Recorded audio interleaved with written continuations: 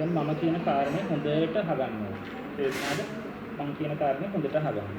මේ දියවැඩියාව කියලා කියන්නේ කිසිම ලෙඩක් නෙමෙයි. තේරුණාද? ඔයාට මේ සීනි වැඩි වෙලා තිබ්බා මෙච්චර කල් හිටිය කිසිම දෙයක් දැනුන්නේ නැහැ. පොඩි කාරණා ටිකක් දැනෙන්න පුළුවන්. නමුත් සීනි වැඩි වෙලා තිබ්බා කියලා මේ උණ හෙම්බිරිස්සාව කැස්ස කොන්දේ අමාරු වගේ අමාරුවක් මොකුත් දැනෙන්නේ නැති වෙන්න පුළුවන්. තේරුණාද? හැබැයි අපි ඔයාට බෙහෙත් දෙන්න පටන් ගන්නවා. ඒ බෙහෙත් දෙන්න පටන් ගන්න වෙන කිසිම දෙයකට නෙමෙයි. මේ සීනි මේ විදිහට වැඩි වෙලා අවුරුදු ගාණක් තිබ්බොත් ඔයාට ඒකේ අතුරු විපාක එනවා. ඒවා ආවොත් ඒ ආවට පස්සේ බෙහෙත් කළ වැඩක් නැති නිසා. මොකද දියවැඩියාවට කියලා අපි දෙන්නේ ආරක්ෂාවට බෙහෙතක් නිසා. ඔයා බෙහෙත් මේ අරන් ඒක හොඳ කරන්න බෙහෙතක් නෙමෙයි. දැන් උදාහරණයක් ගත්තොත් ඔයාට දියවැඩියාව තව අවුරුදු 5ක් මේ විදිහට සීනි වැඩි වෙලා තිබ්බොත් ඔයාගේ කේශාන්තය ඉඳන් පාදාන්තය වෙනකම්ම ඔයාගේ ඉන්ද්‍රියන් දුර්වල වෙනවා. හරිද? උඩින් පටන් ගත්තොත් අංශ භාගය හැදෙනවා. ඇස් වලට આવොත් ඇස් නොපෙනෙනවා. කපුවට ගියොත් හાર્ට් ඇටැක්. බඩට ගියොත් වකුගඩු මරක් වෙනවා. කකුල් වලට ගියාට පස්සේ කකුල් වල තුවාල හැදෙනවා. කකුල් කපන්න වෙනවා. හරිද? ඒව වුණාට පස්සේ බෙහෙත් කියලා වැඩක් නැහැ. ඒක වෙන්න කලින් තමයි අපි මේ බෙහෙත් පටන් ගන්න. පැහැදිලිද? එහෙනම් මේ බෙහෙත් අපි බොන්නේ ආරක්ෂාවට නිසා අපිට මේක නවත්තන්න බෑ. නවත්තන්නේ හොඳ කරන්න පුළුවන් ලෙඩකට විතරයි. නමුත් තාම ලෙඩක් වට හැදිලා නැහැ. මම දැන් කියන කිසිම ලෙඩක් වට තියෙනවද? නැහැ. ඒතර කිසිම ලෙඩක් තාම හැදිලා නැහැ. ඒ හැදෙන එක නවත්තන්න ආරක්ෂාවට තමයි මේ බෙහෙත් බොන්නේ. තව උදාහරණයක් කිව්වොත් ඔයා මොටර් සයිකල් යනවා නේද? කොහොමද අපේ තියෙන මොකක්ද? මේ හෙල්මට් එකක් නේද?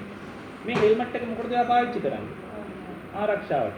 දැන් මේ හෙල්මට් එක මාස 6ක් විතර දාගෙන බයිසිකලේ පැදලා ඔයාට පුළුවන් ද කියන්න දැන් මාස 6ක් පැද්දානේ. ආයි මේ හෙල්මට් එක ඕනේ නැහැ කියන්න පුළුවන්ද? බෑනේ. බයිසිකලේ පදින තාක්කල් මේ හෙල්මට් එක දාන්න ඕනේ. දැන් මේ හෙල්මට් එක නැති වුණාට බයිසිකලේ පදින්න පුළුවන් නේද? බයිසිකලේ හොඳට යනවා. හෙල්මට් එක තිබ්බට ඒක බාධාවක් නෙමෙයි.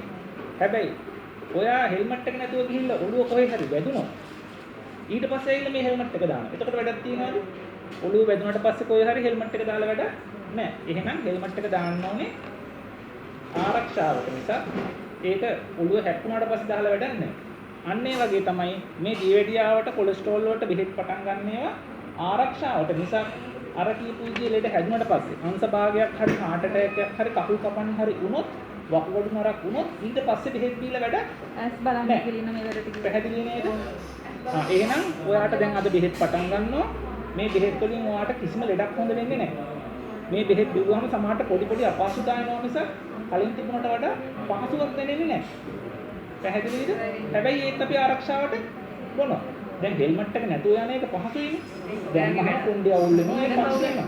හැබැයි මේකත් එහෙම ප්‍රශ්න එනවා. එහෙමයි කියලා ඔයා බෙහෙත් නවත්තන්න එපා. මේක ලෙඩක් හොඳ කරන බෙහෙත් නෙමෙයි හින්දා. හරිද? ආරක්ෂාවට තමයි බෙහෙත් ටික දෙන්නේ. එතකොට ඔයා බෙහෙත් පිළිවෙලට ගන්න ඕනේ, සායන වලට එන්න ඕනේ. මොකද අද දෙන බෙහෙත් නෙමෙයි තා මාස කිහිපයකින් බෙහෙත් වෙනස් කරන්නේ. එතකොට ඒකට අදාළව ඔයා කන කෑම, ඔයාගේ ජීවන රටාව, ඔයාගේ මේ අනිත් සාධක දෙන බෙහෙත් පොඩ වෙනස් කරන්න ඕනේ. පැහැදිලිනේ? ඒවා වෙනස් කරන නිසා සායන වලට නිතර එන්න ඕනේ, ලේ පරීක්ෂා කරන්න ඕනේ, වෛද්‍ය උපදෙස් ගන්න ඕනේ, ව්‍යායාම කරන්න ඕනේ, ඔය ටික ඔක්කොම කරන්න ඕනේ. බෙහෙත් නවත්තන්නේ නැහැ එහෙම. පැහැදිලි නේද?